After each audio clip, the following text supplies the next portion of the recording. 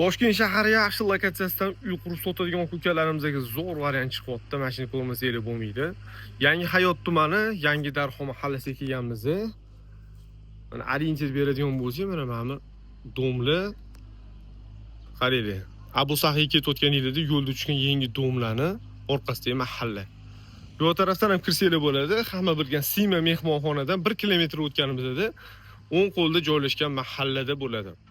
Mana shu xonadonimiz sotilyapti. 8 sotuvli xonadon. Fasadini qaranglar. Mana Shilaka blokdan dash bu yoqqa qarab ketdi. 29 metr. Yashab turadigan uylari bor. 10 ta uyi bor, xonalari. Endi bu uylarni poni yer hisobida berib yuboramiz deyapti. Fasad kattaligini ko'ryapsizlar.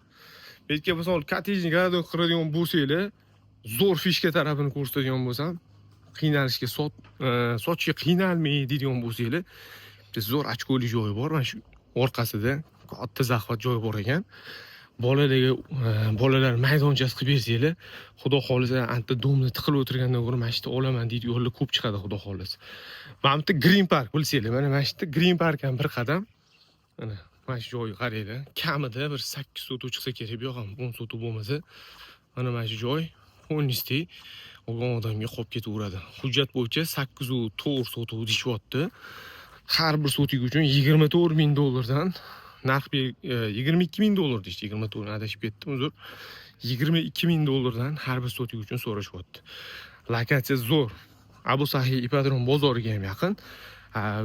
Chap tarafidan chiqadigan bo'lsanglar, hozir ko'chadan Sima mehmonxonaning oldidan chiqasizlar. Qiziq bo'lsa, aloqaga chiqaringlar. Xudo xolisa video tagida raqamga bog'lansanglar, egasi bilan to'g'ridan to'g'ri savdolashib baraka qilsanglar bo'ladi.